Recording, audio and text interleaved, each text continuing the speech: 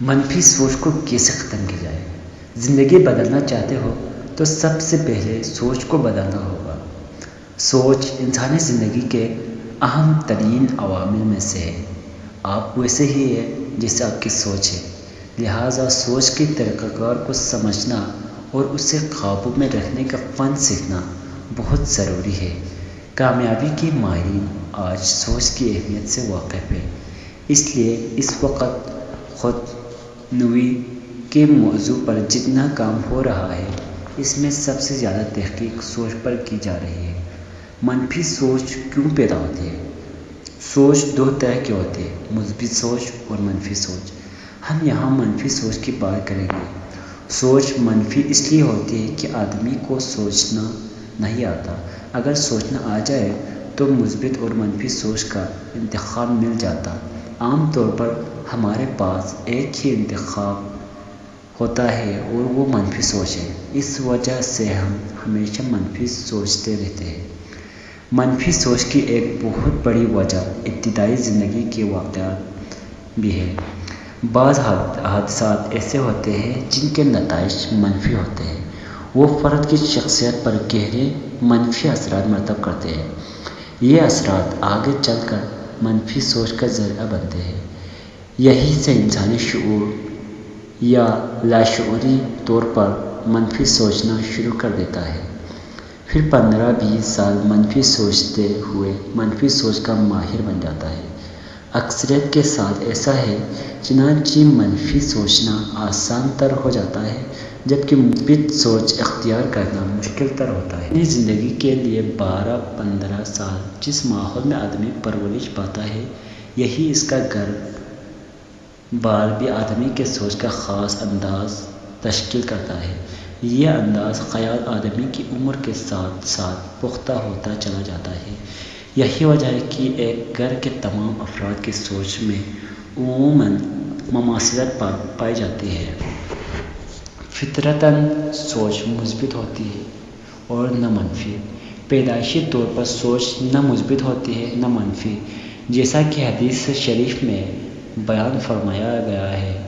ہر انسان فطرت پر پیدا ہوتا ہے، پھر اس کا ماحول، والدین، اساتذہ، رشتہ دار وغیرہ اس کی فطری سوچ کو انتہا دیتے ہیں۔ اللہ تعالیٰ کا انسان پر خاص کرم ہے کہ اس نے انسان کی جبلیت میں سیکھنا رکھا۔ ہم کسی چیز کو پہلی بار سوچتے ہیں تو وہ کچھ اور طرح کی لگتی ہے، پھر سوچتے ہیں تو کسی اور طرح کی ہوتی ہے۔ جب ایک شے کو بار بار سوچا جاتا ہے تو اس کی ایک واضح صورت بن جاتی ہے، پھر اس کے متعلق سوچنا آسان ہو جاتا ہے اور پہلے سے بہتر بھی۔ پہلے سوچ کسی وجہ سے پیدا ہوتی ہے۔ یہ کوئی واقعہ ہو سکتا ہے، کوئی حادثہ ہو سکتا ہے۔ اس واقعے یا حادثے کے متعلق بھی سوچ بنتی ہے۔ آدمی اسی طرح سوچنا شروع کر دیتا ہے، یہی سوچ کا انداز ہے۔ بعض اوقات کوئی بولتا ہے تو ہم اس کی آواز سن کر ویسا ہی سوچنا شروع کر دیتے ہیں۔ البتہ بار بار کا سوچنا سوچ کے عمل کو آسان کر دیتا ہے، تاہم شرط یہ کہ یہ سوچنا شعوری ہو۔ مثال طور پر ہمیں پتہ ہی نہیں لگتا کہ کسی موضوع پر ہم غیر محسوس طور پر منفی ہوتے چلے جاتے ہیں۔ مثال کے طور پر ٹی وی پر کسی شخصیت کے بارے میں کوئی غلط رائے پیش کی گئی۔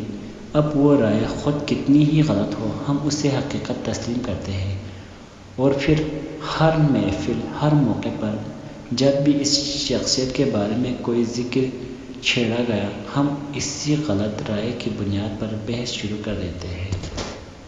ہم مینٹل ہو جاتے ہیں۔ سوچ پر صحبت کے اثرات۔ انسانی سوچ پر صحبت کے گہرے اثرات پڑتے ہیں۔ چنانچہ کسی منفی سوچ والے شخص کے پاس رہنے سے کچھ ہی عرصے میں آپ کی سوچ میں منفی ہو جاتی ہے۔ جس کے ساتھ رہتے ہیں اس کی سوچ کا اثر پڑتا ہے اور وہیں سے منفی سوچ قوی ہونا شروع ہو جاتا ہے۔ رفتہ رفتہ منفی سوچنا آسان ہوتا چلا جاتا ہے۔ یہی معاملہ الٹ بھی ہوتا ہے۔ جب آدمی مثبت یا منفی سوچ کو ایک عرصے تک برقرار رکھتا ہے تو اس کے اندر کی شعاعیں بھی مثبت یا منفی ہو جاتی ہیں۔ اپنے دماغ اور ذات کو شعوری طور پر مثبت رکھنا سیکھیے۔ جس طرح آدمی گھر میں کوڑا کرکٹ کو برداشت نہیں کرتا، یہ برداشت نہیں کرتا کہ اس کے گھر کا دروازہ کھلا رہے اور آوارہ کتا اس کے گھر میں داخل ہو جائے۔ جس طرح آدمی کسی غیر ضروری شے کو اپنے گھر میں لانا پسند نہیں کرتا، اسی طرح منفی سوچ بھی اپنے ذہن میں نہیں آنے دینا چاہیے۔ یہ پتہ ہونا چاہیے کہ اندر آنے والا خیال کیا ہے، کیا یہ مثبت ہے یا منفی، کیا یہ میرے بھلے کا ہے یا مجھے گمراہ کرنے والا ہے، کیا یہ خیال میرے کام کا ہے یا نہیں۔ مثبت سوچ